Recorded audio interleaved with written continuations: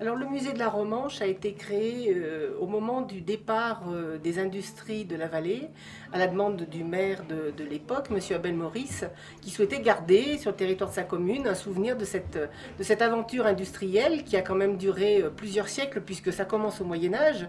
Mais le temps fort de l'industrialisation, c'est le 19e, début 20e siècle, avec notamment l'utilisation de l'énergie hydraulique de la Romanche, avec des papeteries d'abord, et puis après, bien sûr, tout ce qui est lié à l'électricité, l'hydroélectricité, sachant qu'à une certaine époque, au début, l'électricité ne circulait pas, donc il fallait l'utiliser sur place, ce qui explique l'industrialisation notamment des vallées alpines.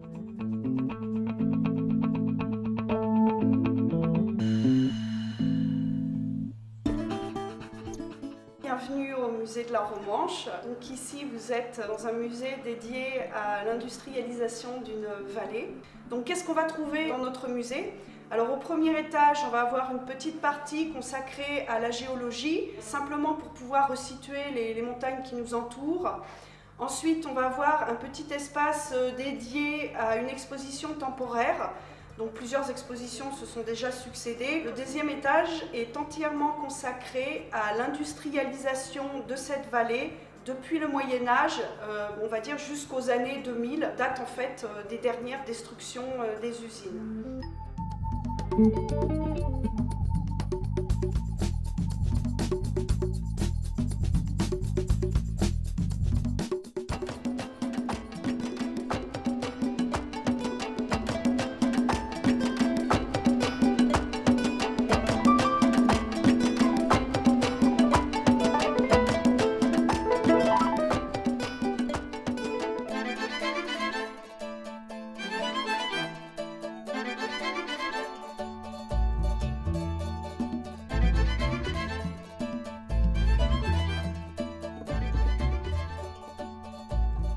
Le personnage le plus représentatif de cette industrialisation est Charles-Albert Keller, qui en 1901 est venu au premier congrès de la houille blanche qui s'est tenu dans les Alpes, avec Aristide Bergès, et qui a décidé, c'était un Alsacien, il a décidé de s'installer dans la vallée de la Romanche pour créer son usine.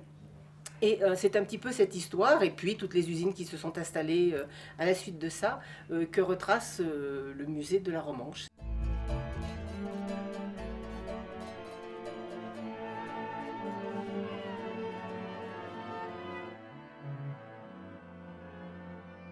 Anne Cailleul-Gérin m'a rejoint, vous êtes responsable au service culturel du Conseil général de l'Isère. Alors on vient de voir dans le reportage, la famille Keller a joué un rôle très important dans le développement de l'Yvette et Gavet. Mais ce n'est pas la seule famille à avoir contribué, notamment ce n'est pas la seule industrie à avoir contribué au développement économique. Non, c'est vrai que c'est un lieu qui a attiré beaucoup d'initiatives, beaucoup d'industriels qui se sont penchés sur les alliages, sur la fonte, comme c'est le cas de Charles-Albert Keller et de sa famille, mais aussi sur la dimension aluminium et également sur le silicium, qui est la seule activité toujours vivante dans cette portion de la vallée avec l'usine Ferropem. On revient quand même à Charles-Albert, parce que c'est bien de lui dont il s'agit. Comment est-ce qu'il est arrivé à l'Yvette et Gavet? Il n'est pas originaire du tout d'ici. Non, pas du tout, mais comme beaucoup de gens qui vivent ou qui ont vécu dans cette vallée, en fait, c'est un personnage qui est arrivé par son métier, un ingénieur des arts et métiers qui a suivi l'épopée de la houille blanche, donc la recherche énergétique, qui à ce titre a suivi un grand congrès qui s'est déroulé en 1902 dans notre secteur, et à ce moment-là, parmi les visites de sites, parce que ça existait déjà à l'époque, il y a eu une visite du site de Livet qui était exploité, mais pas par lui. Et il s'est dit, là, c'est un bon endroit, je peux m'installer. Et il a créé un projet qui est venu s'implanter ici et qui a pris une importance notoire.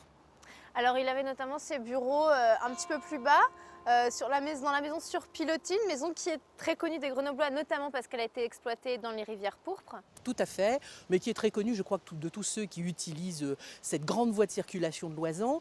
C'est une maison, en fait, qui est à la fois le logement du directeur, qui habitait en haut, qui l'a fait étendre sur ses pilotis avec un jardin d'hiver, avec son bureau, et surtout avec la vue sur tous les ateliers, parce que de là, il contrôlait ce qui se passait. Si la fumée qui sortait des ateliers n'avait pas la bonne épaisseur et la bonne couleur au bon moment, il faisait partie de ces patrons qui avaient la main dans le cambouis, et donc il descendait et il allait à l'atelier remettre de l'ordre. Donc il y avait aussi une fonction en quelque sorte de surveillance. Et puis il logeait ses ingénieurs, sa maîtrise, à l'intérieur du bâtiment. Donc c'était à la fois la résidence patronale, une sorte d'immeuble collectif et un élément qui faisait partie du patrimoine industriel dans son ensemble. Alors ce Charles Albert Keller, il a notamment fait construire l'usine des Vernes, avec une architecture tout à fait singulière qui aujourd'hui est classée monument historique. Oui, l'usine des Vernes, l'usine hydroélectrique, donc qui n'est destinée qu'à produire de l'électricité, est une usine qu'il a voulu sciemment, on le sait par les textes, être attractive sur le plan touristique, être un objet de visite de la part des non-dauphinois et puis des dauphinois aussi, et puis également être un lieu de repos, de plaisir, de plaisance pour les gens qui travaillaient dans son usine. Donc c'est une usine qui est construite avec à la fois des matériaux locaux, comme l'église qui est derrière nous, et du ciment moulé mis en œuvre pour raidir l'ensemble des structures et qui permet un certain nombre de décors.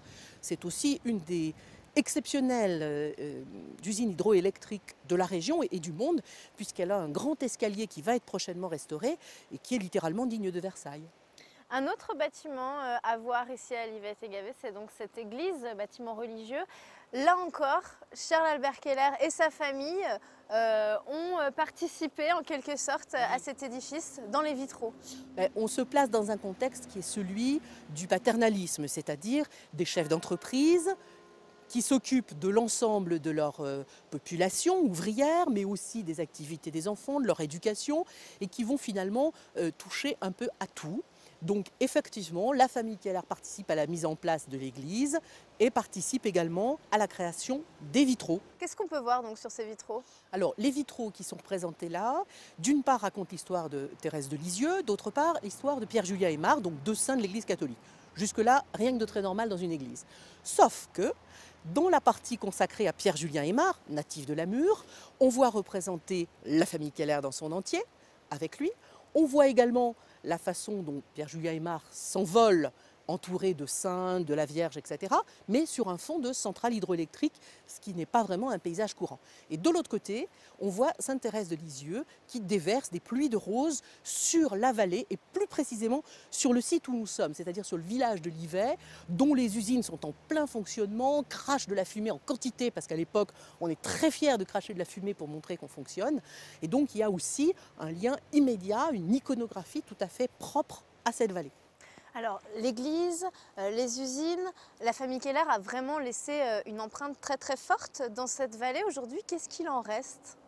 Il en reste des bâtiments, vous venez de le souligner, des bâtiments, des éléments aussi qui peuvent se trouver aujourd'hui dans des bâtiments non destinés aux vivants, je pense au cimetière. Il en reste une mémoire très forte, et puis il en reste des centrales qui appartiennent qui sont concédées à EDF depuis la nationalisation, et dont un certain nombre vont être prochainement mutées, bougées, et pour certaines détruites, pour d'autres on ne l'espère pas, puisque de très belles centrales comme celle des Vernes sont protégées au titre des monuments historiques, mais qu'une centrale comme celle de Livet, qui est au bord de la route, nouvelle route, la déviation, présente un intérêt majeur et n'attend qu'un porteur de projet pour pouvoir devenir un des patrimoines qui seront l'illustration de la très intéressante histoire de cette vallée.